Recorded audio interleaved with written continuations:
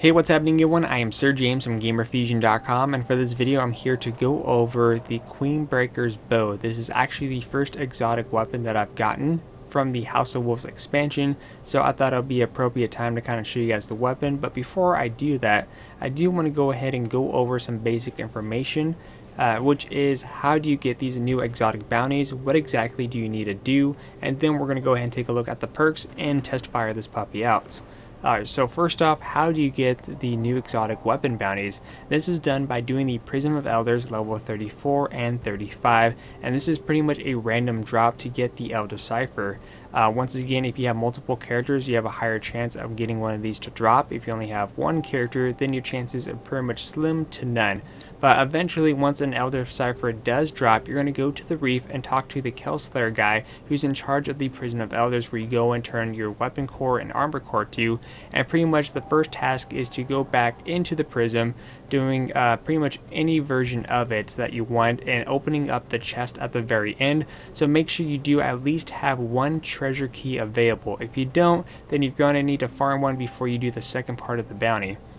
Afterwards, you go back, and then he's going to let you know that once you're summoned, he's going to bring you back to the reef and give you the next part of the assignment. So pretty much the portion where you have to wait for him can vary in terms of days, hours, and time. So for me, it took a total of 4 days before I was summoned back to the reef.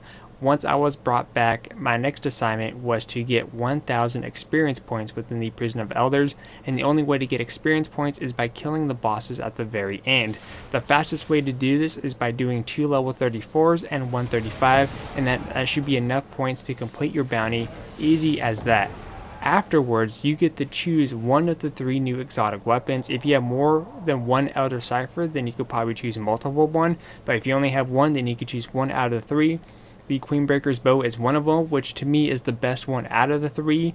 The pistol, in this case hand cannon, I believe is called Drake's Promise. There's also an automatic shotgun. I do apologize for not remembering the name, but eventually I'll probably get that one because I do want the shotgun as well. But the Queenbreakers bow is the main one I wanted.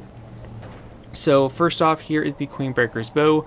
What is it? It is a fusion rifle, but at the same time it's also a sniper rifle. So it's a sniper fusion rifle, if you will, if you want to combine the terms. So the perks here are the marksman sights and the combat sights. What's cool is that the standard marksman sight right here that I'm going to be showing you guys in game is going to be using the first scope, but if you have this one right here, it's going to use the other scope, which I'll go over in just a couple of minutes. You also have hip fire, single point sling, flared magwell, and send it. And the last one is Hidden Hand, which is this weapon, it gains better target acquisition, and of course this is an arc related weapon. So pretty cool stuff here, and again, you only need spin metal, weapon parts, and glimmer. Very simple, very basic, but at the same time a really cool daily looking weapon. Alright, so let's go ahead and take a look in game. So here's how it looks when your character's holding it. Almost has like a shotgun look to it, but again, it's a sniper. So as you can see, there's some enemies just ahead of us, and we zoom in here. Look at that range. You can clearly see his face over here. Really hard to see, but zoomed in, boom, clear as day. And you basically hold down the trigger, it's going to charge up the shot, and then it's going to automatically fire. So like so.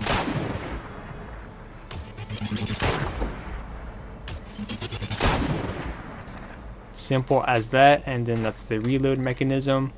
Very easy. Now again, as I stated, there is 2 scopes. The main one that we're using right now is known as the marksman. So if we were using the combat sight, what would happen is that you would be using the little scope that is on the left hand side, because if you notice, I'm zoomed in right now, there's 2 scopes. There's the main one I'm currently on, and there's one off to the left. So if you use the combat one, you'd be using the one on the left, then the middle one. So I thought that was a bit interesting and pretty weird at the same time, but pretty cool.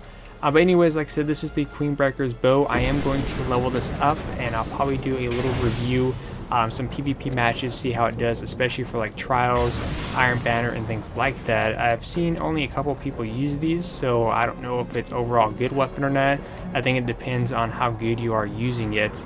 But eventually, we'll see what happens. But what do you guys think? Feel free to let me know in the comment section down below.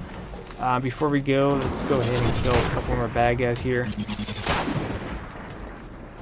And for those of you who are going to be doing an exotic bounty, which weapon are you going for? Are you going for the Queenbreakers bow fusion rifle?